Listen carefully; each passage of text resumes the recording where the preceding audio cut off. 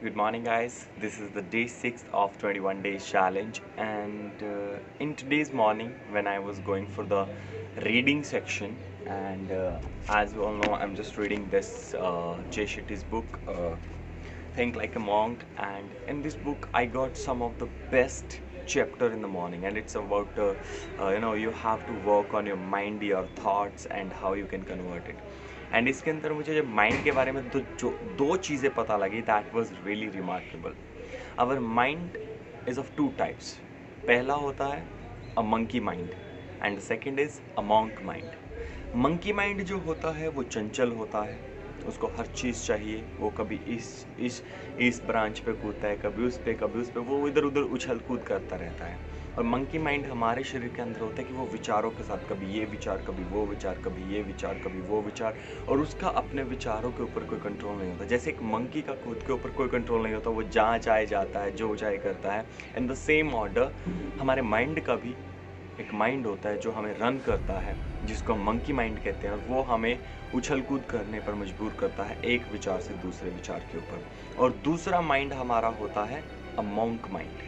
Monk mind एक adult mind होता है, एक समझदार दिमाग होता है, जो हमें मजबूर करता है हर चीज़ को समझने के लिए, जो हमें मजबूर करता है ये सीखने के लिए कि क्या ज़रूरी है क्या नहीं, जो हमें मजबूर करता है इस बात को अपने अंदर डालने के लिए कि जो मैं कर रहा हूँ क्या वो मेरे लिए फ़ायदेमंद है या नहीं.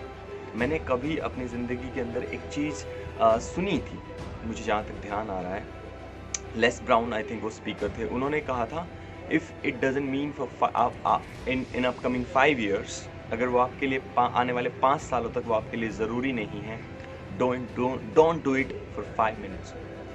जो चीज़ आपके 5 साल के लिए नहीं बनी या आने वाले 5 सालों में आपके लिए फ़ायदेमंद नहीं है, उसको आज 5 मिनट भी मत करिए. Whatever your activities are today, just reflect on it. In the early morning, it's a magical time. Reflect on your morning, reflect on your days. What are the things that you're performing and are they meant for the upcoming 5 years? Because the thoughts that you have, the actions that you have, the activities that you perform, the friends that you have, the books that you read, the videos and audios that you listen, everything, is that mean for you? Is it upgrading you or it is degrading you? Because your monkey mind will say, I just want to have more sleep instead of getting up at 5 and start doing something crazy, something magical. Your monkey mind will say, I would love to watch Netflix, I would love to watch video games, Amazon Prime and all, instead of reading books.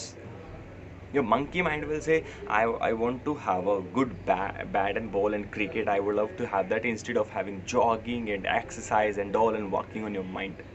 Your mind will say, let's go some lazy and let's have rest instead of what is actually is important, study, learn, because learning gives you earning. Your monkey mind is uncontrolled mind and your adult, that's monk mind, is full of control mind. मैंने एक किताब पढ़ी थी bye robin Sharma, उसके अंदर बहुत अच्छी उन्होंने बात कही, think like a monk, sorry the monk who sold his Ferrari, think like monk, तो मैं भी पढ़ रहा हूँ, monk who sold his Ferrari. उसके अंदर उन्होंने कहा था कि आपका दिमाग या तो आपका सबसे बड़ा स्वामी है या आपका सबसे बड़ा नौकर है. अगर ये स्वामी बन गया तो ये एक मंकी माइंड की तरह आपको जहाँ चाहेगा वहाँ लेकर के जाएगा, और अगर आपने इसको अपना नौकर बना लिया तो ये आश्चर्यचकित करने वाले परिणाम आपके जीवन में दे सकता है. आपको सिर्फ समझने की ज़रूरत है कि आप अपने माइंड के ऊपर कंट्रोल करते हो या आपका माइंड आपके ऊपर कंट्रोल करता है. Be wise, think about it. Thank you so much. Take care. Bye bye.